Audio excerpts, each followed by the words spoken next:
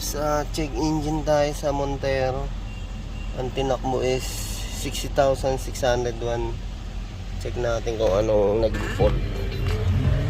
Ever nagkaroon ng joke?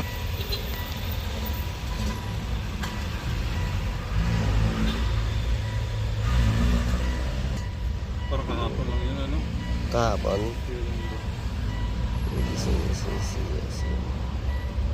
Wala tayong mabasa sa fault kaya hinahanap ko yung pinagmumula ng check engine. Pag fuel filter mababasa nung agad natin, tsaka yung mga turbo, EGR, wala. Kaya sabi ko tingnan muna natin yung mapalitan. Baka hindi makahinga na maganda sa air filter. Kasi kung titignan natin yung mga turbo nya, may higpit naman sa hose. Ito na isa natin nakita mga paps. Talagang pwedeng hindi na nakakahinga kasi gumagano na siya. Oo. Yan. Air filter. Okay mga paps, bali yan chinek nga natin itong kasi hindi natin makita sa ating scanner yung fault. Check engine pero walang lumalabas. Ayan, tinignan natin yung langis ni boss, wala na tayong nakita, wala na tayong nasukat dito. Talagang marami ng kulang, kaya isa sa pinagmula ng check engine natin tong engine oil natin. Tsaka yun nga, air filter, kaya papalitan natin. Okay mga paps, ito na yung bago natin, Talagang lumobo na. Malinaw, kunin natin yung VIN number.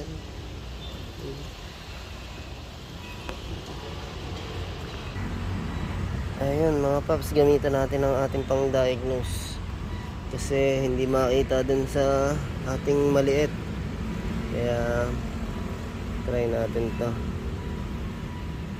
Check engine, accept.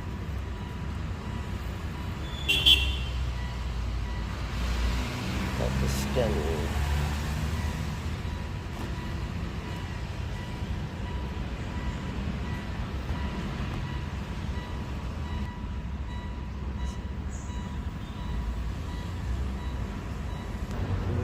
Masyado.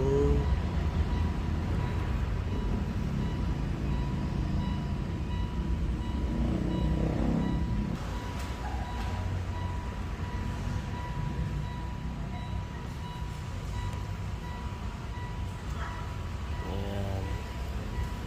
Malalaman natin kung anong naging problema ng Montero.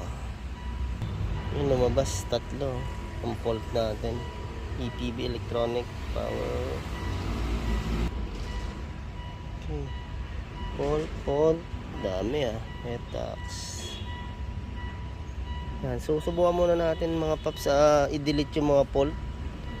Para pwedeng lang to. Kailangan lang natin talaga i-reset. Yan. Lumabas is EPB. Tsaka yan yung sa susian natin. Tayo sa quick erase.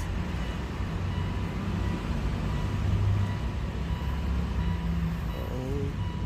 Tapos yung isa pa. Okay. Ayun, wala na mga paps. Susubukan natin ngayon. Yun. Okay. Okay, yun nga. Subukan natin i-start kung mawawala na yung ating check engine. Yun. Okay. Confirm. Talaga naging problema yung sa susian ni boss. Isa sa nagiging problema natin yung susian niya pagka nagpalit tayo ng battery. O kaya himina yung ating battery, talagang magko-connect. So, yun ang lumabas sa atin. Susian. Yung mo. Ito? Oo. Di ba nagpalit ka? Oo. Himina siya. Kung lalabas pa rin, palit ka ng baka hindi original yung battery. Ito kasi normal ang ginagamit. Ayun mga paps, naging problema natin keyless nga ni boss yan. Yung battery pwedeng mahina na. Tapos yun, magandang palit natin nito yung magandang klase na rin ng battery, kasi isa rin sa nagiging problema natin pag yung battery is mahinang klase. Mag-indicate pa rin yung ating check engine. Ayun. Okay, bali yun nga, na-delete natin yung fault. Naging problema is yan, sa battery ng ating susian. Talaga yung check engine nila, boss. Ayun, wala naman na. Okay, clear. Yun. Yun lang, boss, pagka obserba mo yung battery, baka pag mahina na siya, pwedeng lumabas ulit.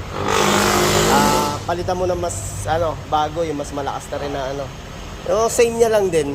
Ito na lang pagbabasi ako kasi. Okay, ayun, thank you kay Boss Michael. Naligaw dito sa ating shop. Yan, thank you. Salamat.